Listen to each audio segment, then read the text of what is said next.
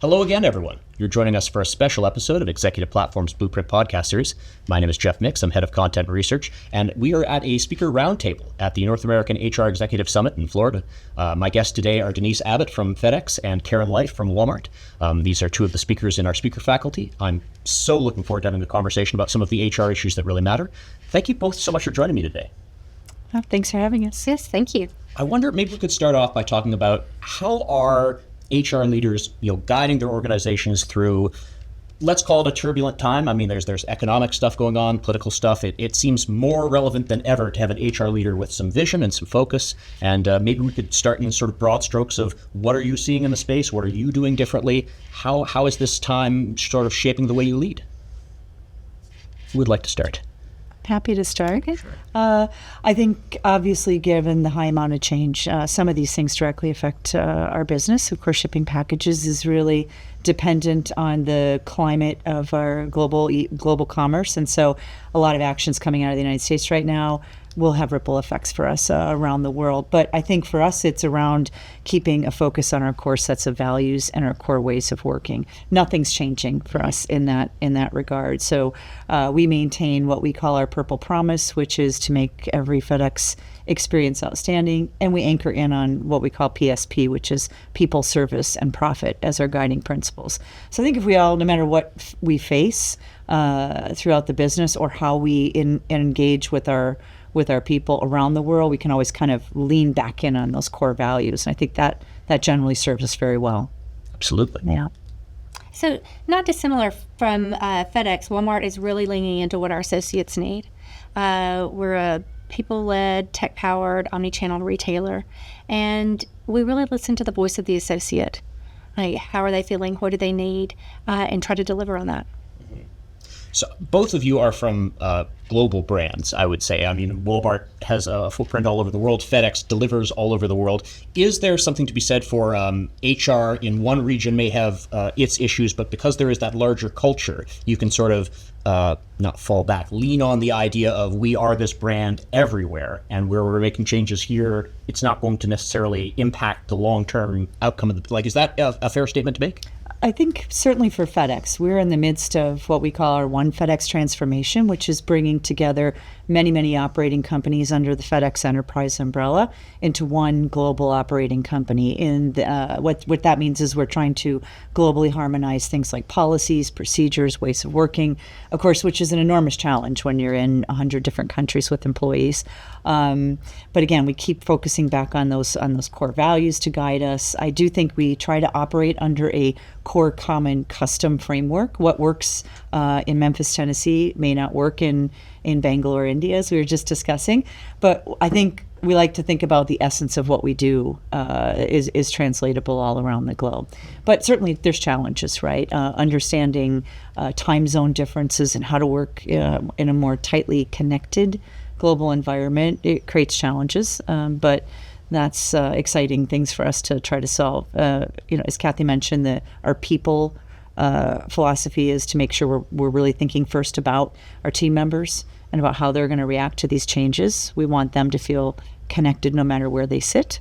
And so our focus in HR is to continue to make those connections come alive for them. Walmart, we're over 50 years old, and we have a strong culture supporting that time frame. We really rely on strive for excellence, respect for the individual, and service to the customer. And I think that is lived by all of our associates around the globe. It's easy for them to connect to foundational principles, and we see that as we move across formats from stores to clubs to distribution centers to our global operations. It really is the foundation of everything that we do at Walmart. I wonder if we could get into maybe one or two specific challenges. And my thought maybe would be one example of a disruption that everyone is feeling is that things are getting more expensive. The world costs more than it used to. Businesses still need to function. Businesses still need to operate. I wonder if we could talk about how HR is part of the conversation about guiding a company that has to be cost conscious, that has to think about the bottom line, but also still needs to deliver on the culture that you're doing. The good HR work doesn't stop just because things cost more. Maybe we could talk a little bit about that. And so one of the things that I'm here to talk about is really our investment in technology and how technology can bring efficiencies to processes, to fragmented processes, for processes that are full of friction. So if you can find the efficiencies there through technology, I think that just serves our customer better in the long run, and it serves our associates better. Absolutely. Yeah, I completely agree, Kathy. I think it's one of the things we look for is automation of things that are areas of workload drivers that aren't necessarily heavily enjoyed by employees either. So they see the benefit in this. Not only does it serve the customer better, but it also really resonates with our employees when we can say, hey, we're going to make your day much more interesting, allow you to shift away from some of the work that is a little more routine. But yeah, we absolutely lean into technology for that. And for us, we've been experienced, because we've been operating under a number of different entities across the globe, we're now in the process over the next couple of years is kind of looking at best of breed. We're trying to get to radical simplicity in the way we think about technology and create more of an ecosystem globally. That sounds very neat and wrapped up, like we should be able to do it like that. This is going to be a major undertaking overhaul for us. It's going to take a number of years, but people are very excited about it, and I think that's what we're focused on when we're attracting external talent as well. That, hey, look, we want to be thinking about things like how AI makes our business better. How do we utilize automation to get the best value out of both the processes we have, but also our people. So I think it's an attractive value proposition, we think, when we go to the marketplace and look for the best and the brightest. It's nice when you also have a vision out there. Yeah. Walmart's known for having this vision of everyday low prices, save people money so they can live better. It's nice to also apply that to our associate population. Yeah. Absolutely. Well, I'd love to expand a little bit on HR technology if I can. And I think it's so interesting. I think probably both of you, when you began your careers in HR, you were not expected to become technically so literate, so savvy, so conscious of making the right choice and getting the most ROI out of the tools that you're choosing.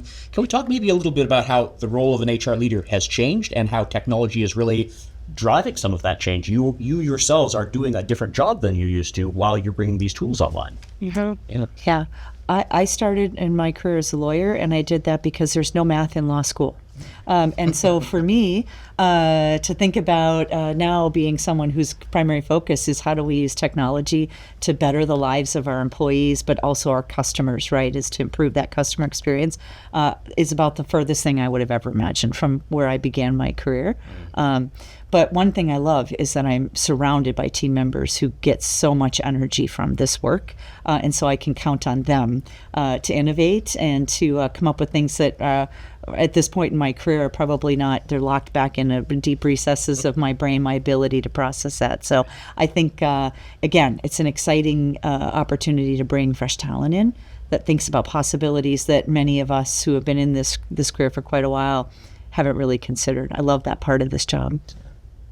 I almost think of HR as kind of like the last mile. Businesses really invest in the front line and what they're delivering to customers. And they're really seeing the value now of investing in our associates, investing in employees, and technology is the way to bring that forward. So how do you make their lives easier, both at work and at home, through a technology advance? And similarly, I was a lawyer in a past life too. But being able to interact with and learn about technology in this different way and what it can bring to our associates has been a fascinating experience.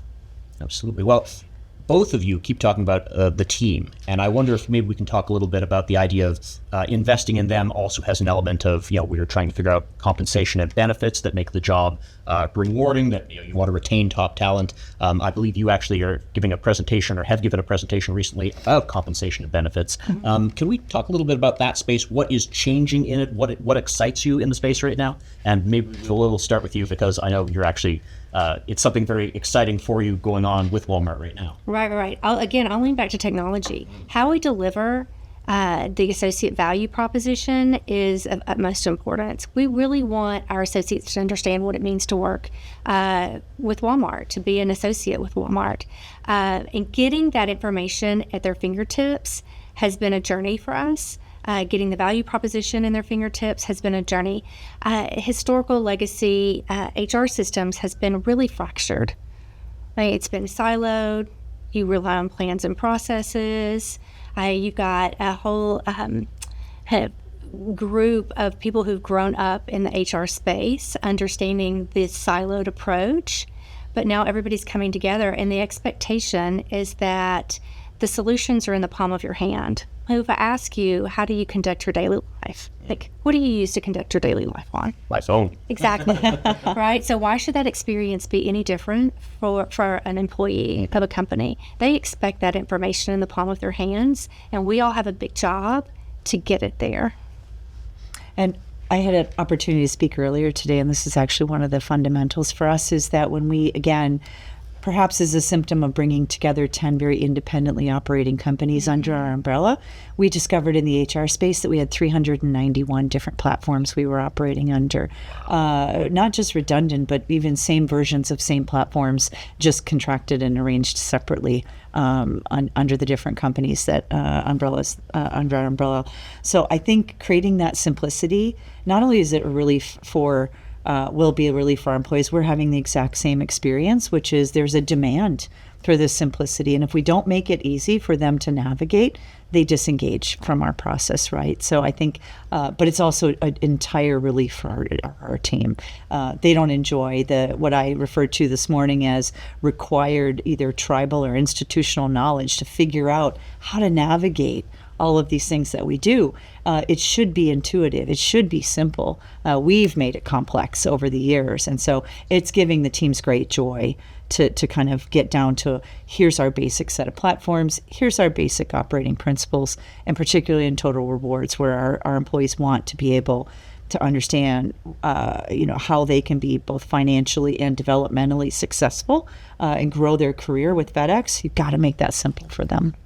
And I think that speaks so much to talent attraction, talent retention. I mean, people want to work where they're happy. And as you say, making things simple so that they can focus on other things that are more important, that are more engaging. I think that's a real wonderful thing to bring to a workforce. Yeah. Indeed.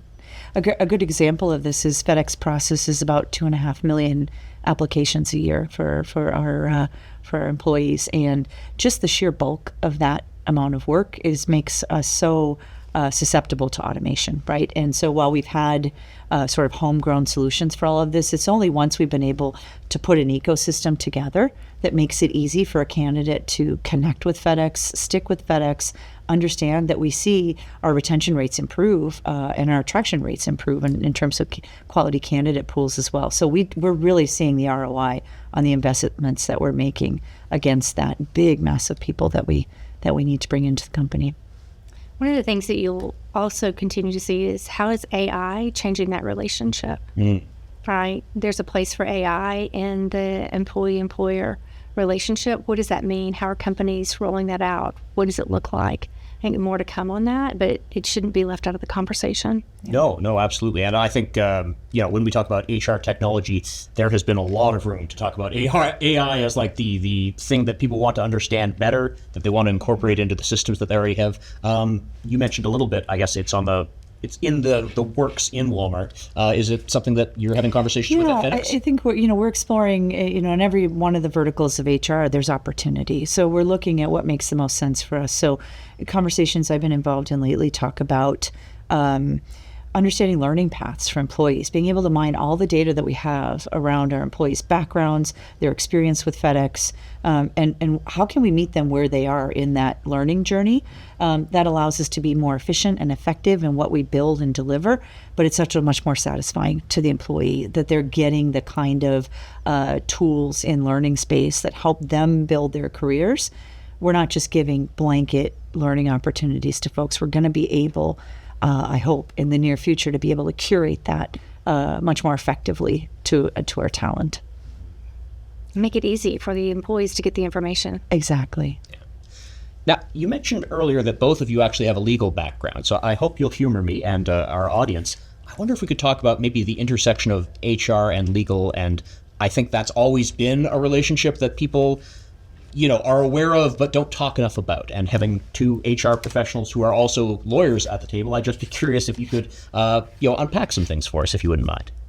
So for me, I have spent a good part of my career attempting to recruit lawyers out of the legal department into HR, because I think what lawyers bring by their, I would say we go into the legal profession because we have an inclination to certain behaviors, and then we really get trained up on those pretty well. And one of them that's so important is issue spotting and the ability to identify where there's potentially fractures in policies and procedures, but then take the facts that they would see and apply a good solution. I think we're good problem solvers by our very nature and the way we're analytical and potentially very methodical about where we think about things.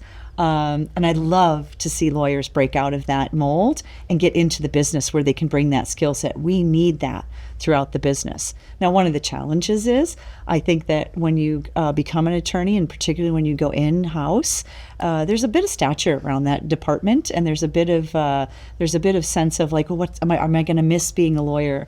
And I always tell people I don't miss it because I work with them every single day. So I couldn't agree more.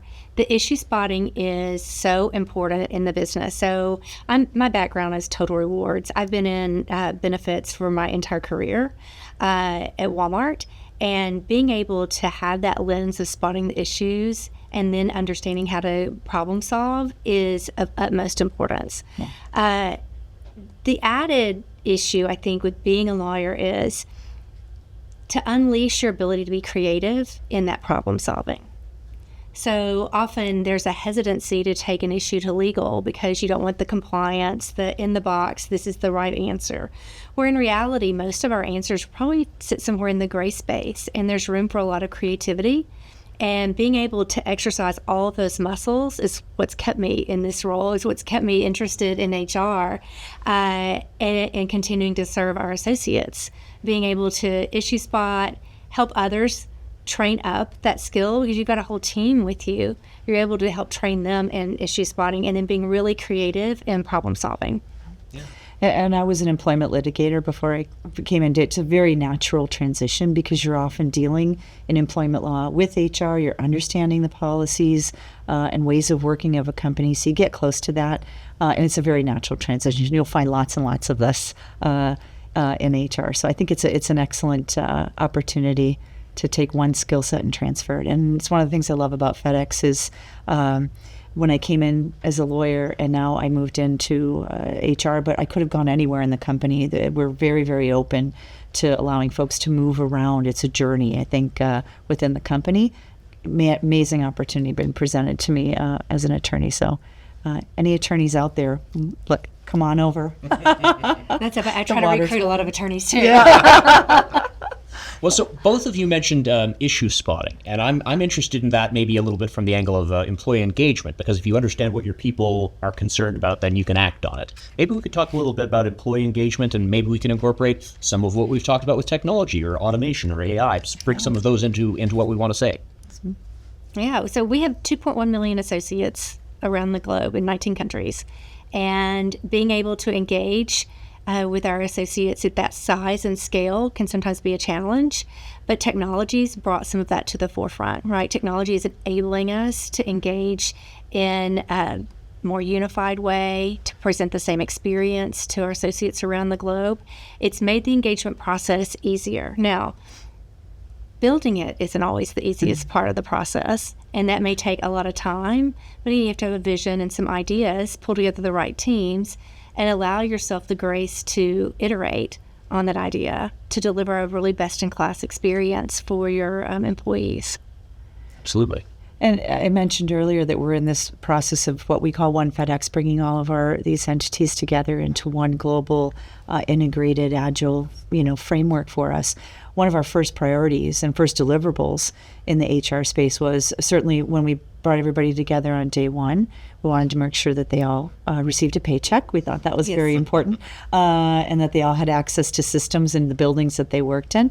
And now we're prioritizing how do you bring all of that together? And it's a many-year journey for us, without question. But one of the things we prioritized was to get to a single employee listening platform, and we did that in year one. So I think our biggest challenge will be still with the disparate types of data we collect around people, getting it lined up so that we can get a clear picture of where opportunity is. But until we could have an opportunity to reach out to our people global and understand what might look different in Singapore in terms of concerns, is going to look different than what we would see in Memphis, Tennessee.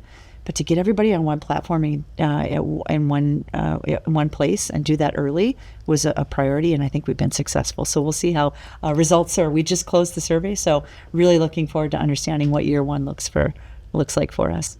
Throughout this entire conversation, maybe the thing that resonates most with me is enthusiasm. You both love what you do. You both love the HR space. Maybe to wrap up this episode, we could talk about, what are you really excited about right now? What are you working on that you want to show off, or an issue that you want to talk about? Like, what is the thing that when you get into a conversation with an HR professional, you want to have that conversation about this topic? I think something very exciting in our space is really the focus on change management. Something we've taken for granted historically is when we make changes that our employees will come along with us on that journey. And this time we've needed to be incredibly deliberate about how we bring people to the next phase of a completely global organization. And especially in FedEx, where we've got, as I mentioned, employees in 100 different countries, how we're bringing all of those folks together to learn from each other, to pick up best of breed practices from one end of the globe to the other, is very exciting. It's messy. We're still learning our way, but it's making us a truly global organization, which is something that I don't think we could say that we've been in the past in the way we can today. Absolutely. Yeah. So I continue to remain excited about interacting with our associates. We just rolled out an app. Just over the past couple of years, we've rolled out an app that's associate-facing. They can interact with their total pay and benefits, their pay and performance. We're continuing to iterate to bring streamlined experiences to them. But the best part about that is getting to hear from our associates on how it's changing their work life and their home life. We do listening sessions. We participate. I go out to the field. I'm in India, really understanding what do they need so that we can build what they need next. That's what gets me excited about the future, is technology and what's next on the horizon that we can incorporate into our HR practices and our total rewards, communications and technology. Wonderful. Well, that's a great note to wrap things up on. I really appreciate both of you making the time to have this conversation with me. Thank you so much. Thank you. You've been listening to another very special episode of Executive Platform's Blueprint podcast series. I've been Jeff Mix. Let's do it again soon. You've been listening to another episode of Executive Platform's Blueprint podcast series. Thanks for joining us.